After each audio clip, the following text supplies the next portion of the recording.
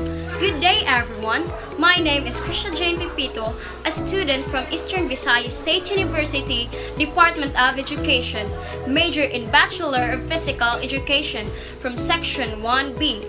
And now, you're going to witness or learn the 13 types of anatomical movement, which will be the content of this discussion. So now, what are you waiting for? Watch, learn, and be entertained with this video presentation. So first, let's define what is anatomical movement.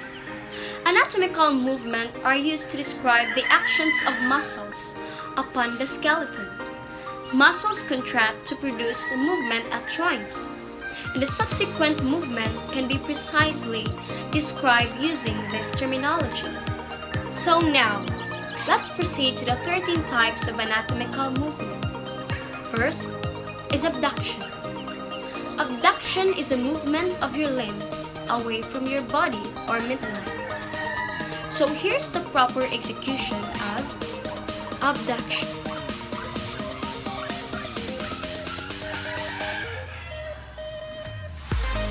Abduction. Second is adduction.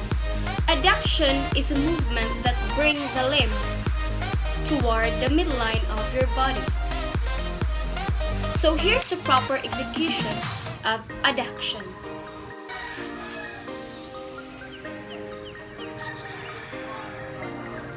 Adduction.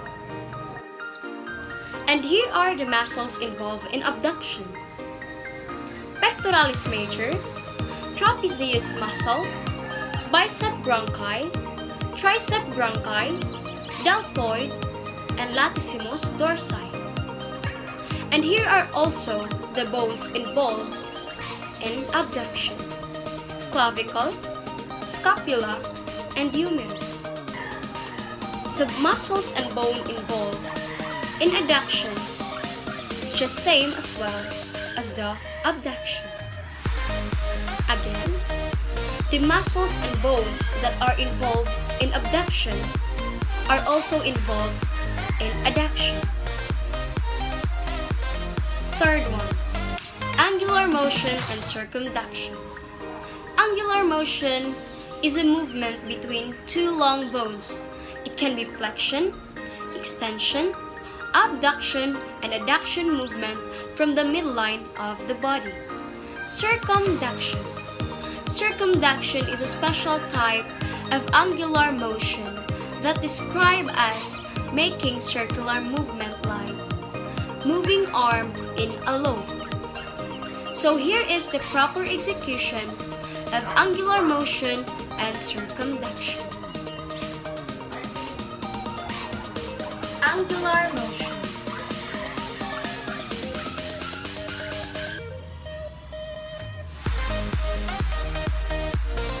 Circumduction.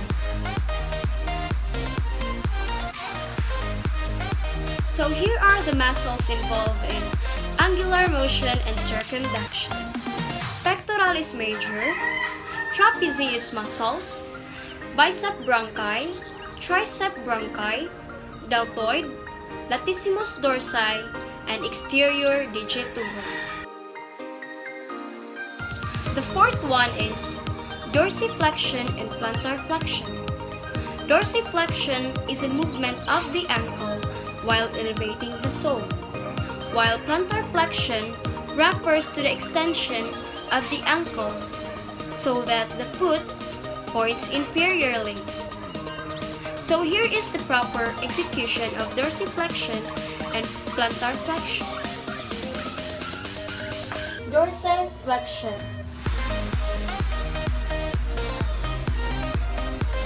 Plantar flexion.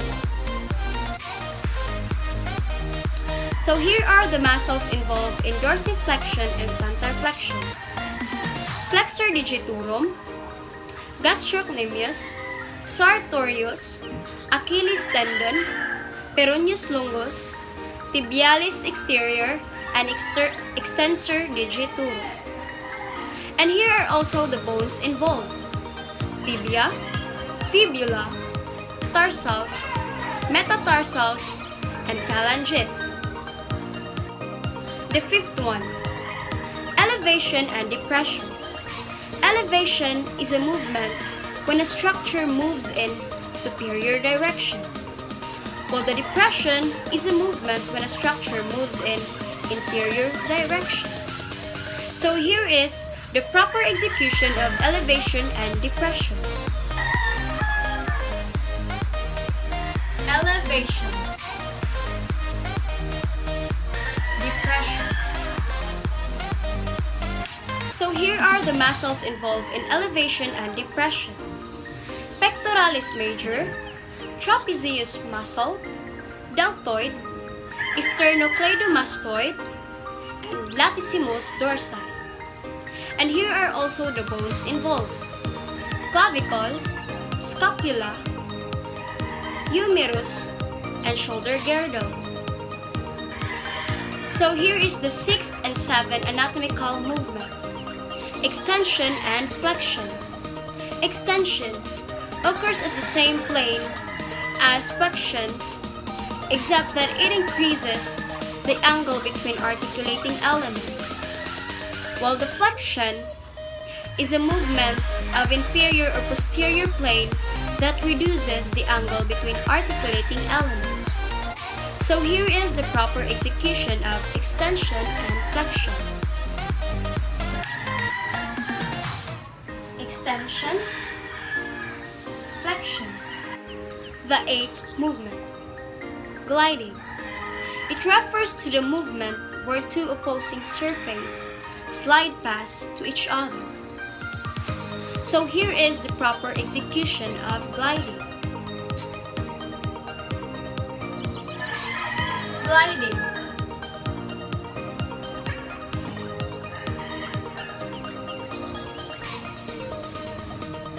So here are the muscles involved in gliding: external oblique, rectus abdominis, sartorius, quadriceps group, ellipsis, adductor longus, gastrocnemius, hamstring group, gluteus medius, and gluteus maximus.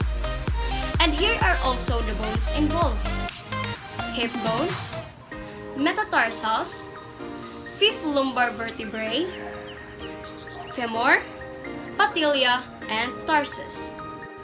The 9th movement, opposition.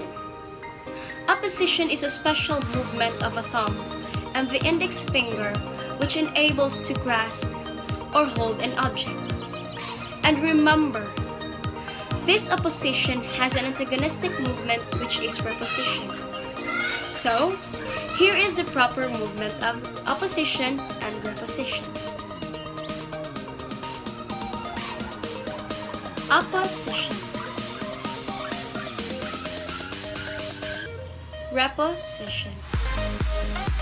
Here are the muscles involved in opposition: flexor and extensor carpi group, and extensor digitorum. And the bones involved: carpal, metatarsals, and phalanges. The 10th movement, pronation and supination.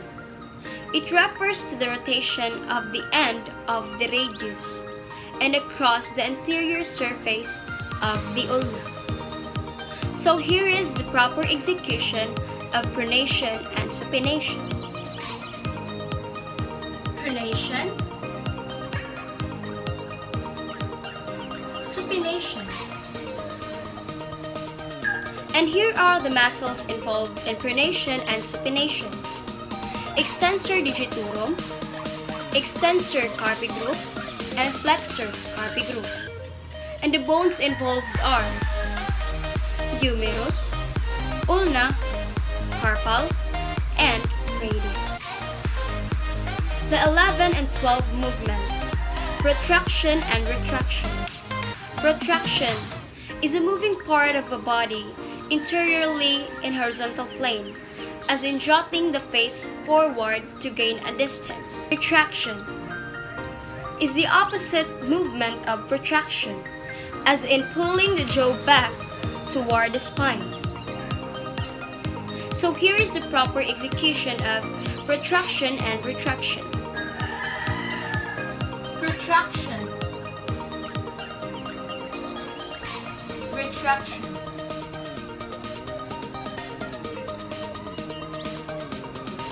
Here are the vessels involved in protraction and retraction. Zygomaticus, masseter, orbicularis oris, sternocleidomastoid, trapezius, and occipitalis. And here are the bones involved: mandible, maxilla, cervical vertebrae, and temporal bone. The last but not the least, the 13th movement, rotation. Rotation involves turning the body or limb around the longitudinal axis, as in rotating the arm to screw in a light ball. So here is the proper execution of rotation.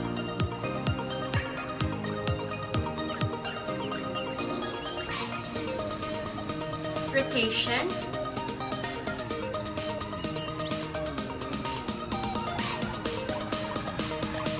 and here are the muscles involved in rotation: ellipsis, external oblique, rectus abdominis, sartorius, gluteus maximus, and gluteus obvious. And the bones involved are lumbar vertebrae, ilium, pubis, sacrum, and axial. So guys, those are the 13 types of anatomical movement, and hopefully you learn and enjoy at the same time in this video presentation. See you again guys. Thank you and God bless.